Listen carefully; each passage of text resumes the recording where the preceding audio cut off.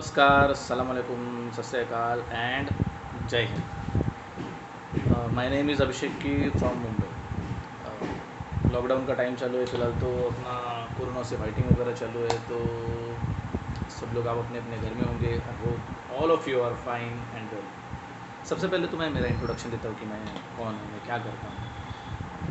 मैं एक टीचर हूँ, मैथ्स टीचर, जो स्कूल के बच्चों को, कॉलेज के बच्चों को मैथ्स पढ़ाता है।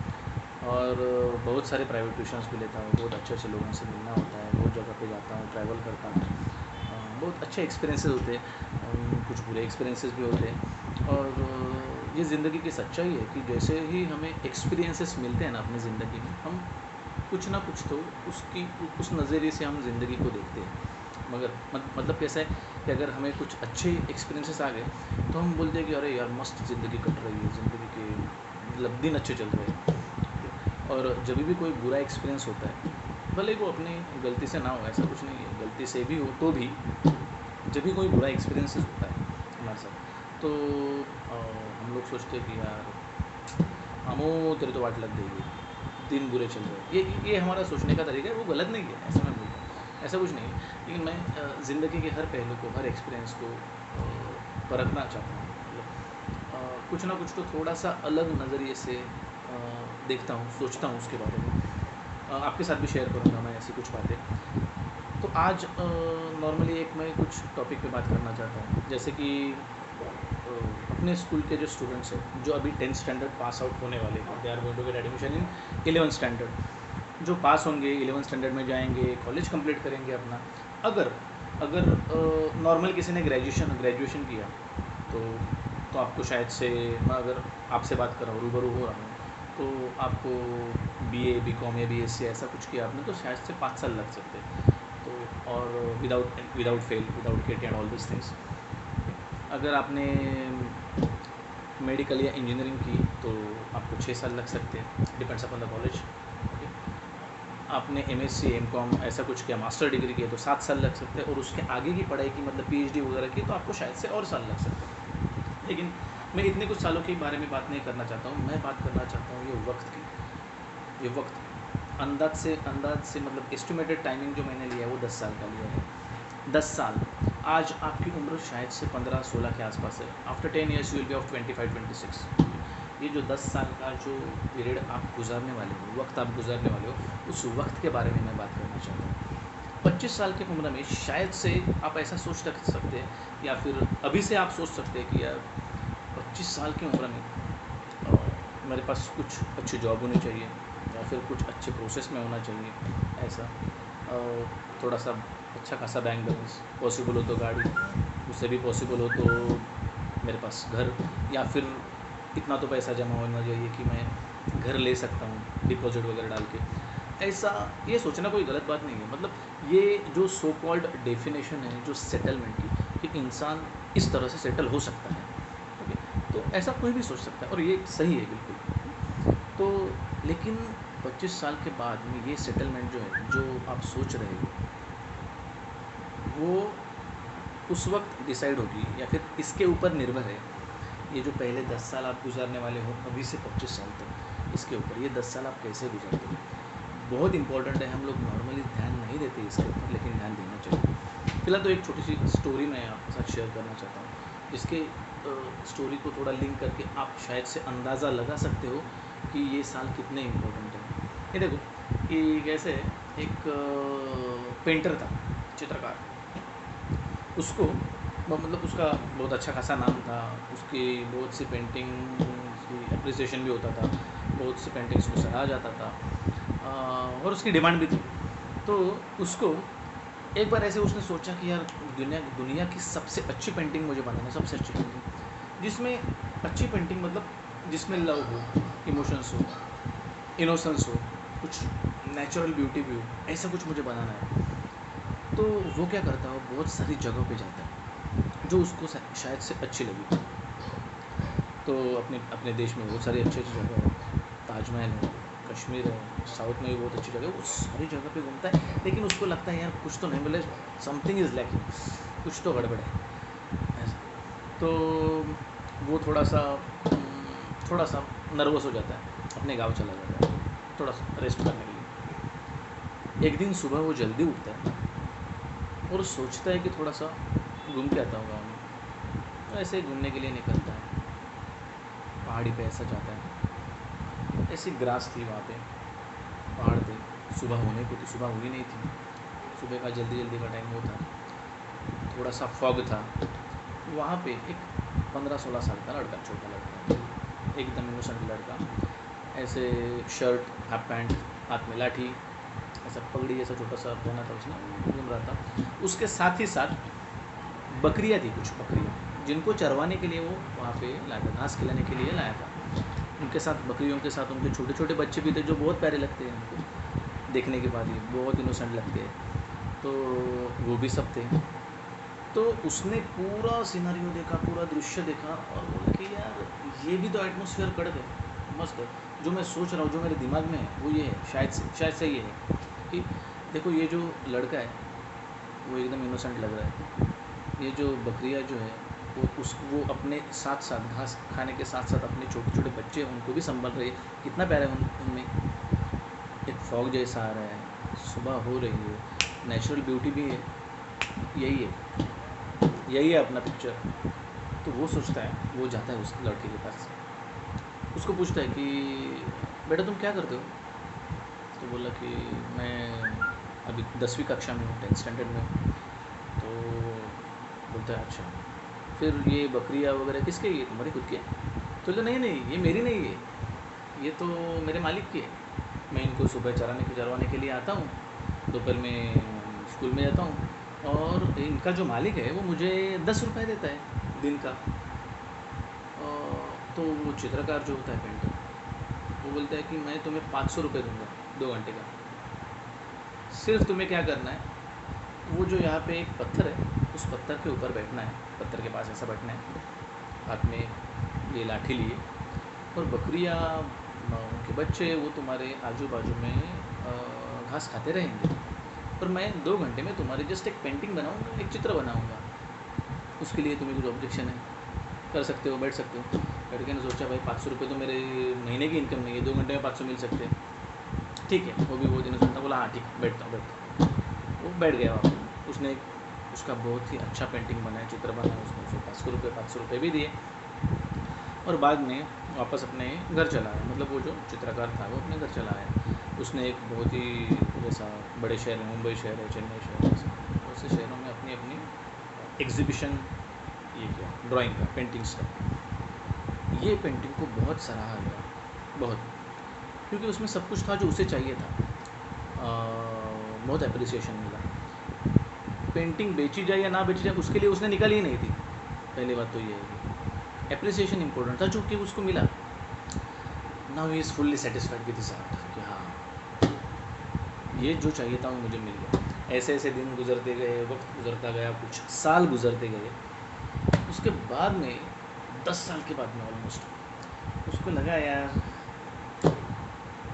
10 साल पहले मैंने एक अच्छी पेंटिंग बनाई थी, आज मुझे दुनिया की सबसे बुरी पेंटिंग बनी, सबसे बुरी मतलब दिखने में बुरी नहीं, बुरी मतलब जिसकी भी मैं पेंटिंग बनाऊँ वो एकदम हैवान होना चाहिए, बुरा आदमी होना चाहिए, या फिर जिस जगह पे मैं जगह की तस्वीर निकालूँ वो जगह इतनी बुरी होनी चाहिए कि पूरी निगेटिविटी लोगों को दिखाई दे। ऐसी बुरी तस्वीर में, मतलब ऐसी बुरी तस्वीर मैं बनाना चाहता हूँ, ऐसी बुराई मैं लोगों को दिखाना चाहता हूँ कि ऐसा भी इस विश्व में है, जग में है, कहीं ना कहीं।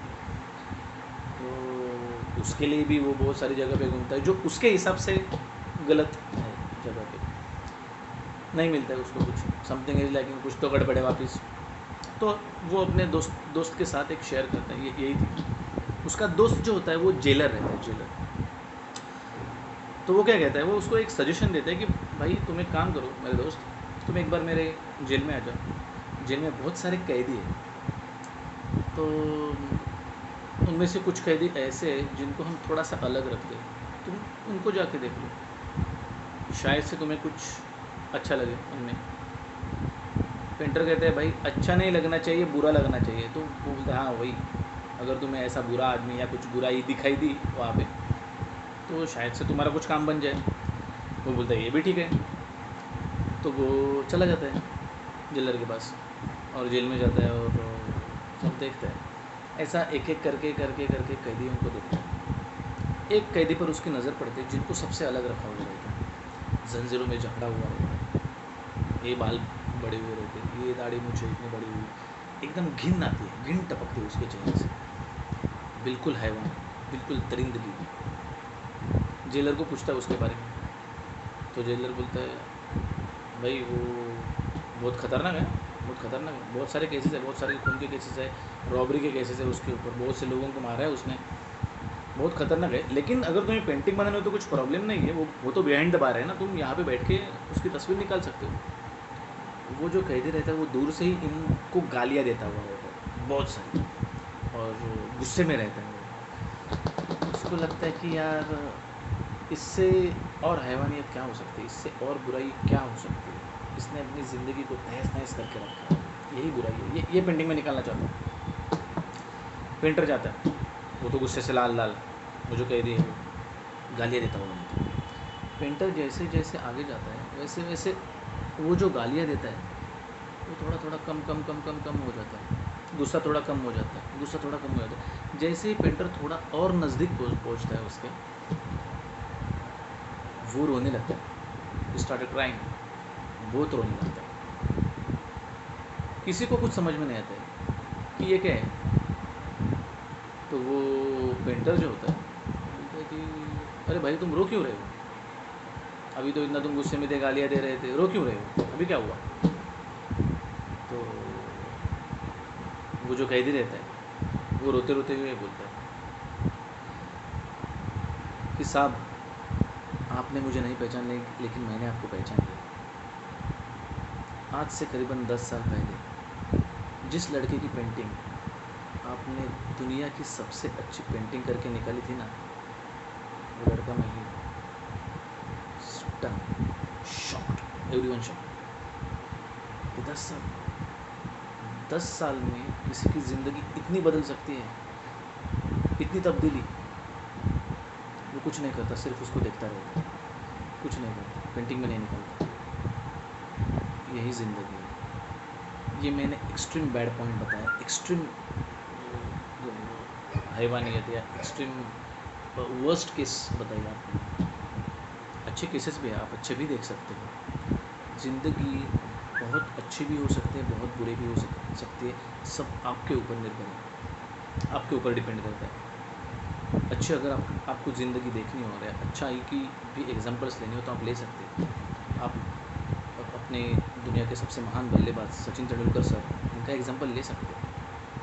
सोचिए, उन्होंने 16 साल की छोटी सी उम्र में इंटरनेशनल क्रिकेट में प्रवेश किया, पदार्पण किया। आज कहाँ पे, आज की छोड़े, आज तो बहुत बड़े इंसान हैं। 16 साल की उम्र में जब उन्होंने प्रवेश किया, उसके 10 साल बाद की सोचिए ना, 26 ईयर्स में, at the age of 26 he was the best batsman in the world.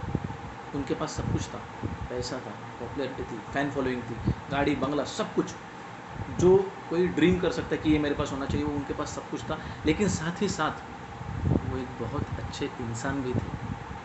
देखिए, ठीक से देखिए, ये वो बुरा आदमी है और ये सचिन तेंदुलकर सर है। एट द एज ऑफ 15 वो दोनों ही सेम थे, एकदम इनोसेंट, एकदम इनोसेंट। लेकिन दोनों ने दो अलग अलग रास्ते पकड़े, ये दोनों अलग अलग पॉइंट पे आ गए, दोनों अलग अलग। आज ये इंसान, सचिन तेंदुलकर इंसान, वो 10 साल के बाद उसने अपनी ज़िंदगी इस तरह से बदली कि हर कोई उनका कायल हो गया, हर कोई। और इसने अपनी ज़िंदगी इस तरह से बदली कि जो ज़िंदगी में था वो भी उसने सब कुछ गंवा दिया, सब कुछ। लोग गालियाँ देने लगे। ऐसा है, एक बहुत अच्छा इंसान बना, एक बहुत बुरा इंसान बना। दो एक्सट्रीम केसेस मैंने आपको बताया, यही ज़िंदगी है। ये 10 साल जो आप गुजारने वाले हो ना, ये यही ज़िंदगी है। 10 साल के बाद में आप एक बहुत अच्छे इंसान बन सकते हो, या फिर एक नॉर्मल इंसान भी बन सकते हो, या फिर एक बहुत बुरे इंसान बन सकते हो। इस पर डिपेंड करता है कि आप कैसे गुजारने वाले हो ये वक्त। ये वो वक्त है जिसमें आपको आपकी पढ़ाई पर भी ध्यान देना है और करियर पे भी ध्यान देना है। So concentrate well. ये वो वक्त है जिसमें आपको कुछ अच्छी आदतें लग सकती है, लेकिन बहुत सारी बुरी आदतें भी लग सकती हैं। आपको संभालना है। ये वो वक्त है जहाँ पे आपको अपने दोस्तों की बातें, उनकी गालियाँ भी प्यारी लगेंगी, लेकिन अपने माँ बाप की प्यारी बातें भी ताने लगेंगी। लेकिन ये सच्चाई है, ये सच्चाई है कि पूरी दुनिया में आपको आपके माँ बाप से ज़्यादा कोई प्यार नहीं कर सकता। शायद से आपको ये वक्त में शायद से आपको ऐसा भी लगे कि मुझे मेरे टीचर से ज़्यादा आता है, इसको क्या आता है, मुझे आता है, but this is not the fact. ये सच्चाई नहीं है। दूसरों का सम्मान करना सीखिए, आप बहुत अच्छे इंसान बन सकते हैं, आपकी ज़िंदगी बहुत ही बेहतरीन हो सकती है।